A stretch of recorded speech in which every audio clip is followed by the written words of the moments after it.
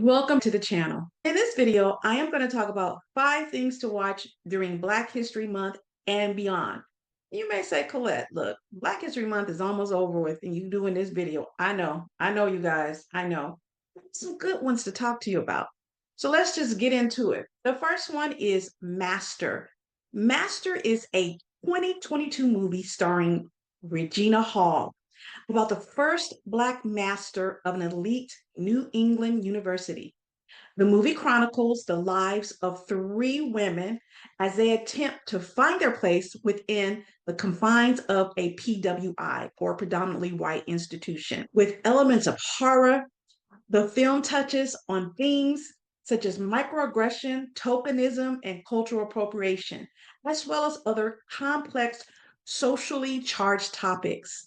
Let me share something interesting. When Master first came out, I had heard some specific folks were trying to sabotage it by giving negative reviews on Amazon, claiming that the movie was an example of being too woke.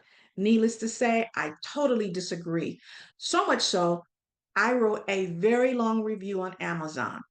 Now, I generally do not watch thrillers. However, I enjoyed this movie so much that I've watched it at least 4 times. Fun fact, it was while watching Master a few weeks ago that I got the idea to make this video. As of the recording of this video, Master is streaming on Prime Video. I also encourage you to watch Black Barbie, a documentary. It first premiered in 2023 at the South by Southwest Film Festival. The film is set in a question asked by LaGloria Davis's, the filmmaker's 83-year-old aunt, Beulah May Mitchell, why not make a Barbie that looks like me? This Shondaland production was released on Netflix in 2024, all about the creation of the first Black Barbie doll. It explores the pivotal role 3 trailblazing women at Mattel had in creating a doll that looked like them and you and me. To put this in context, I was 14 years old when the first real Barbie doll was introduced in 1980. When I was growing up, we played with friends of Barbie, but we dressed them in Barbie's wardrobe. Black Barbie won a 2025 NAACP Image Award for Outstanding Documentary. Fun fact, Dr. Pat Turner, one of the historians interviewed in Black Barbie, also authored Trash Talk, one of the books that I mentioned in my prior video. As of the recording of this video, Black Barbie is streaming on Netflix. The next movie that I would like to recommend is Passing. Passing is a 2021 film adapted from the 1929 novel by Nella Larsen of the same name. It centers on 2 long-lost childhood light-skinned friends, Irene and Claire, who reunite as adults. The movie is set in 1920s Harlem. Now, their reunion is complicated as the friends navigate the color line in Jim Crow America. Irene, played by Tessa Thompson, is a bourgeoisie wife. She's married to a doctor. They live in a beautiful condo and is the mother of 2 sons. She also has a Black maid who she maintains a clearly defined employer employee relationship with. Now, on the surface, Claire, the other friend, portrayed by Ruth Negga, appears to have it all. She is married to a wealthy white man who hates Black people. Passing as a white woman, Claire pretends to echo her husband's racist views. However, her soul longs to be with and live around those same Black people. This movie explores themes surrounding class, identity, race, and ethnicity, as well as the societal pressures of passing. It also touches on concepts such as code switching, respectability politics, and such. I love that the film was shot using monochromatic cinematography. It reminds me of a beautiful black and white photograph. As of the recording of this video, Passing is streaming on Netflix. Got a lot of Netflix things here, you guys. But I just love that film. It was so pretty. It was so beautifully shot. I simply love black and white pictures. Now, I know you guys didn't think I forgot about this one.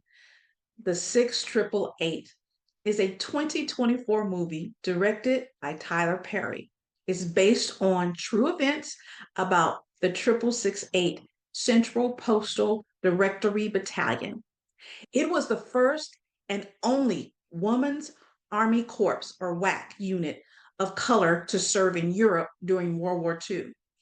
Formed by the United States Army in late 1944, the unit was made up of 850 Black women across 5 companies. It was led by Army Major Charity Adams, played in the movie by Kerry Washington. And you know, we love us some Kerry, who was the highest ranking Black woman during World War II. Now, I just want to give you a little background about the movie.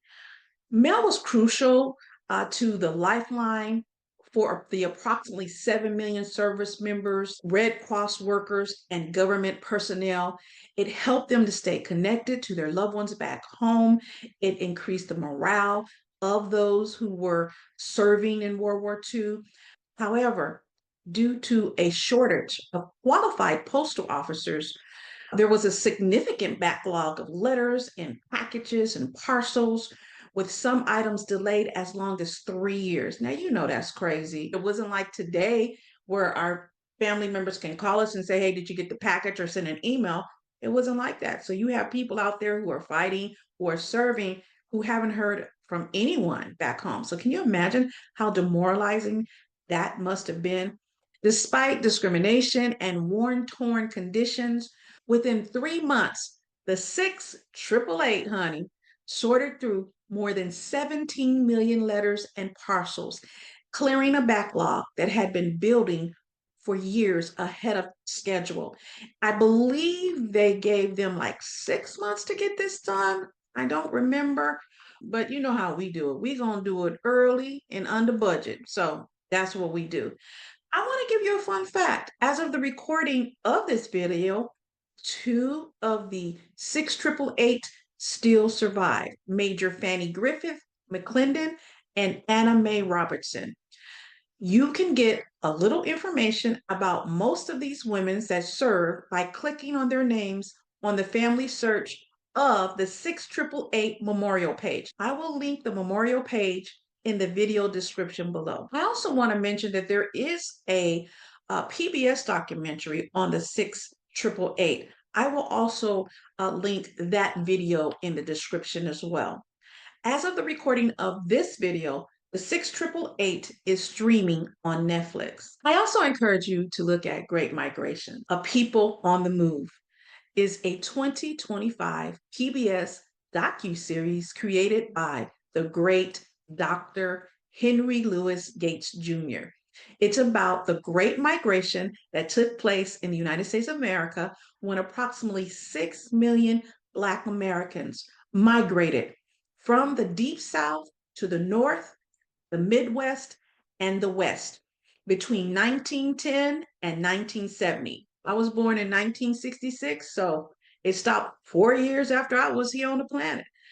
This was one of the largest movements of people in U.S. history. The 4-part series explored the transformative impact of Black migration on American culture and society. I just want to give you a little context about how many people this involved, okay? According to the Transatlantic Slave Trade Database, between 1525 and 1866, 12.5 million of our African ancestors were shipped to the New World. 10.7 million survived the brutal Middle Passage and were sold into slavery in North America, the Caribbean, and South America. However, of those 10.7 million of our captured African ancestors who actually survived, only 388,000 were shipped directly here to North America or the US. So think about it.